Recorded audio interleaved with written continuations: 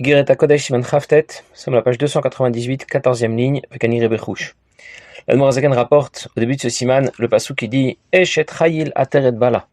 Une femme vertueuse est la couronne de son mari. Ce passouk souligne la supériorité Torah Shebalpé de la Torah orale par rapport à Torah Shebirtav, la Torah écrite, supériorité des halachot en particulier. Et pour comprendre la supériorité des halachot, l'Admorazaken a rapporté un enseignement du Harizal qui dit que toutes les neshamot doivent revenir autant de fois que nécessaire dans ce monde pour y accomplir l'intégralité des 613 mitzvot, en pensée, en parole et en action.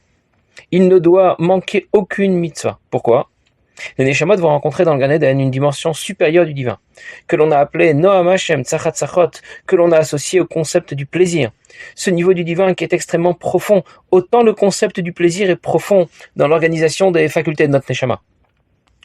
A priori, il n'y a aucune liaison possible entre la neshama qui appartient à la création, Nivra, et le créateur qui n'appartient pas à la création, Boré. Le créateur dans sa dimension la plus haute, celle que l'on a associée au concept du plaisir, Noam Hashem Ta'anoug, ne peut pas communiquer avec notre neshama.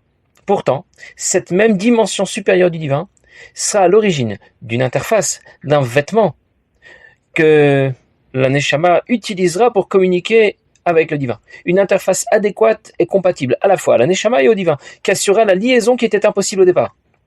Cette interface, ce vêtement doit répondre à un cahier des charges précis. Il doit être adapté à la neshama, il doit provenir du divin qui rayonne dans le Gan Eden. Il doit être en même temps compatible au créateur, Boré, et à la création, Nivra. Et les mitzvot répondent bien à ces critères. Elles se pratiquent dans ce monde matériel, elles appartiennent bien à la création, et en même temps, elles sont l'expression, la révélation de la volonté de Dieu. La volonté qui est la première déclinaison du concept du plaisir. En d'autres mots, la dimension du divin qui rayonne dans le Gan Eden, Noam Hashem, Ta'anoug, le plaisir, se décline d'abord par Ratzon Hashem, par sa volonté. Cette volonté qui va s'exprimer à travers les mitzvot. Les mêmes mitzvot que nous pratiquons dans notre monde. Et les mitzvot font donc bien ce grand écart entre Noam Hashem, le créateur dans sa dimension la plus profonde, celle que l'on a associée au concept du plaisir, et la neshama qui appartient à la création. Les mitzvot seront le vêtement adéquat pour faire la liaison entre Boré et Nivra, le créateur, la création, entre Dieu et la neshama. Kanir et Bechouch. On voit bien clairement chez Adam Maski les Esech el Chadash Nifla, quand quelqu'un a une idée extraordinaire, une nouvelle idée à Zaybot, au même moment, à Kolpanim no Ladlo, Ta'anoug Nifla Vesirlo. Il a alors un très grand plaisir intellectuel. C'est donc que le plaisir était au-delà de la compréhension qu'il a pu avoir, et qu'il a ensuite développé. Chorma et Bina. Mais au départ, mais elle s'est donc déclinée, ce plaisir s'est décliné au niveau de son intellect. Quand ensuite il va développer ce qu'il a compris et qu'il va parfaitement l'intégrer, le ressentir, il va encore plus ressentir de plaisir, le plaisir de cette première idée qu'il avait développée. Que vient de nous dire ici l'Admorazaken ? Dieu nous a donné la Torah sur le mont Sinaï. Le passage qui précède la Seret HaDibrot, les 10 commandements, nous dit ça veut dire que Dieu nous a tout dit en un seul mot. Dieu nous a transféré l'intégralité des informations de la Torah comme on charge la mémoire d'un ordinateur, instantanément. Le message est passé, la Torah nous a été donnée, mais ce message demande ensuite à être développé. La première étape de ce développement, c'est la Seret HaDibrot, les 10 commandements. La deuxième étape, Torah Shebirtav, la Torah dans sa dimension écrite. La troisième étape, Torah Shebe'alpé, la Torah dans sa dimension orale. Ces différents développements successifs nous ont été transmis le jour de Matan Torah en un seul mot, en un seul message. Ce processus est identique à celui que décrit ici l'Admorazaken. Le plaisir se développe, se révèle, se décline à différents niveaux. D'abord dans la volonté, Ratzon, puis dans la sagesse, Chorma, et enfin dans la compréhension, Bina. Le plaisir motive la volonté, mais il se révèle aussi au niveau de l'intellect. C'est le plaisir d'avoir compris. Je reprends. Le Ta'anoug, le plaisir, est un concept qui représente ce qu'il y a de plus profond chez l'homme et dans le divin.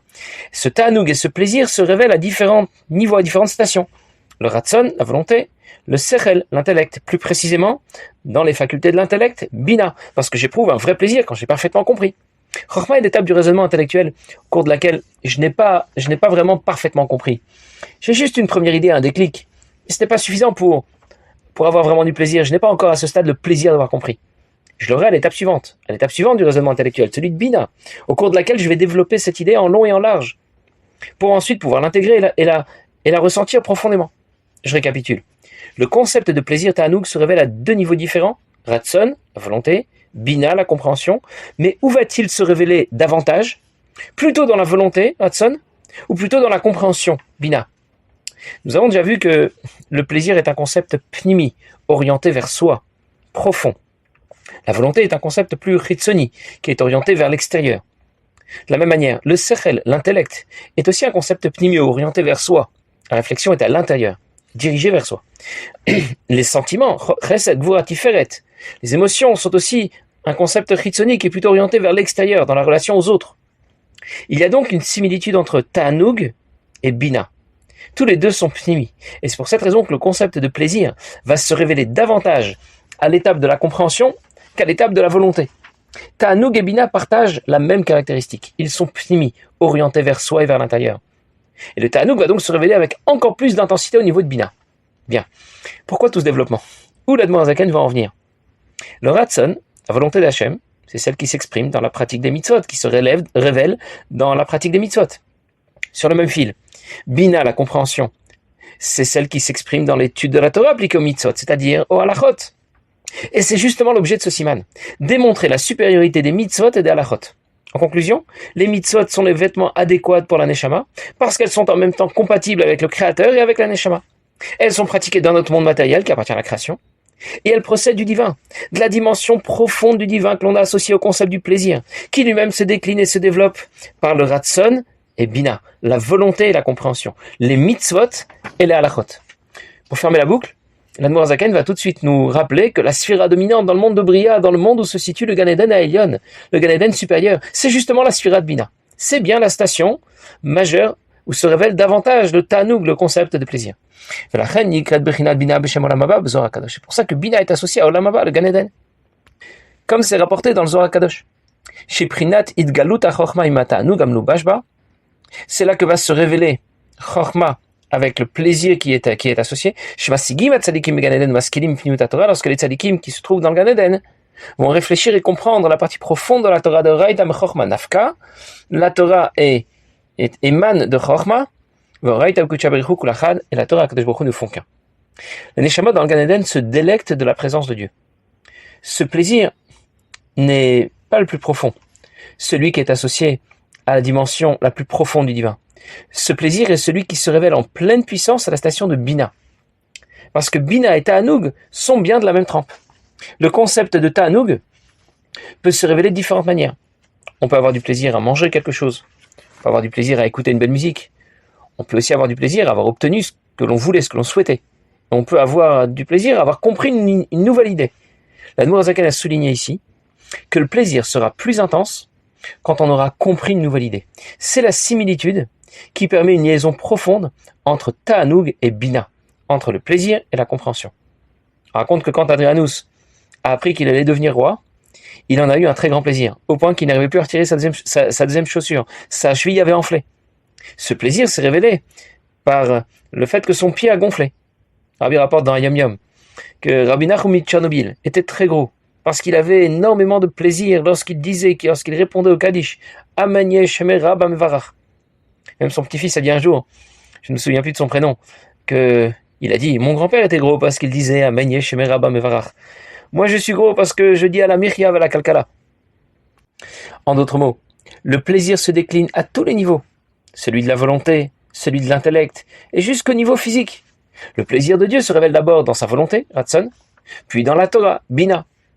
C'est écrit au sujet de la Torah dans Mishlei, la Torah est l'objet fétiche d'Akadosh Baruch Hu, celui qui lui apporte du plaisir, du bonheur.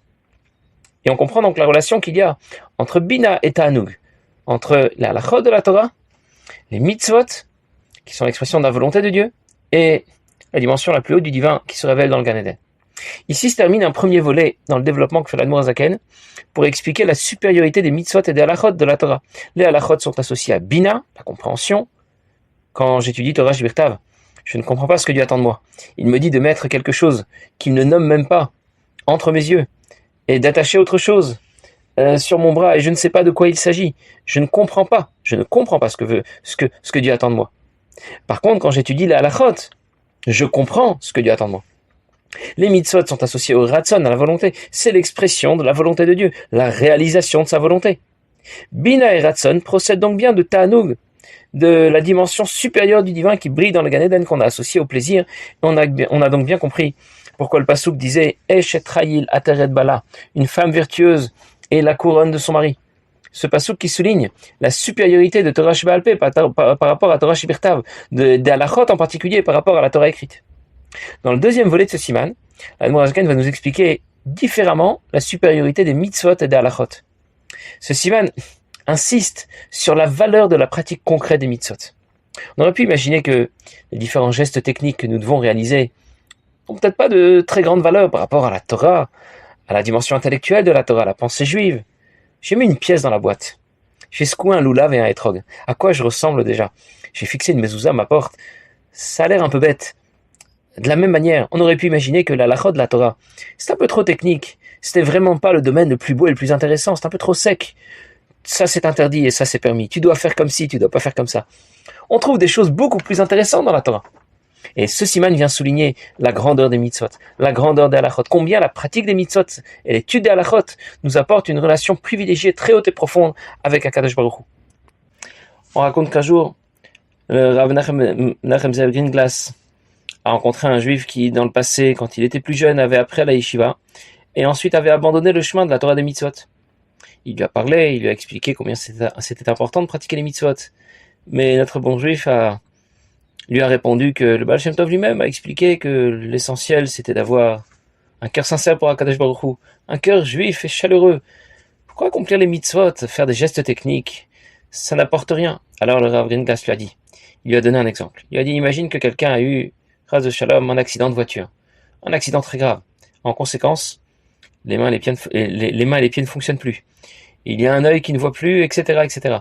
Et il est même peut-être comme artificiel parce que sinon ça ne s'arrangera pas. Et par contre, il y a quelque chose qui fonctionne bien, c'est le cœur. Est-ce qu'on serait satisfait de dire bon, tout va bien, le cœur fonctionne, c'est déjà pas mal, et le reste ce n'est pas très grave? Pas du tout. On est content que le cœur fonctionne, mais le cœur n'a d'intérêt que si c'est lui qui va mettre en marche tout le reste du corps, tous les autres membres du corps. Et de la même manière, bien sûr, il faut avoir de beaux sentiments pour Akadosh Baruch Hu, d'amour, de crainte pour Dieu, mais ils doivent s'exprimer spécialement dans la pratique des mitzvot. Une autre fois, le Rabbi Israël Rubin a reçu un appel téléphonique d'un juif qui lui demandait d'intervenir pour un de ses amis qui avait rejoint une sorte de secte.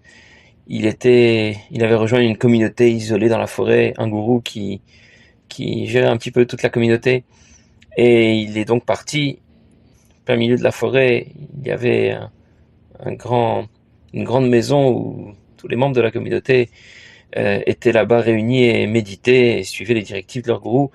Et le Rav Israël Rubin a identifié celui qui était venu voir. Il a essayé de lui parler, il a essayé de le convaincre, mais n'a pas réussi. Quand il était prêt à partir, il lui a dit, en plaisantant, tu pourrais peut-être essayer de convaincre notre gourou, lui aussi c'est un juif. Évidemment, il l'a pris au mot. Il a demandé où on pourrait le trouver. Il lui a dit non, mais on peut pas rencontrer notre gourou comme ça. Il faut prendre rendez-vous et il faut se préparer. Et finalement, il a demandé à être reçu par le gourou. Les gardes qui étaient là ont pensé que s'il demandait à être reçu, c'est qu'il avait été appelé. Et ce qu'ils ne savaient pas, c'est que le gourou ne prononçait aucun mot. Il ne répondait à personne.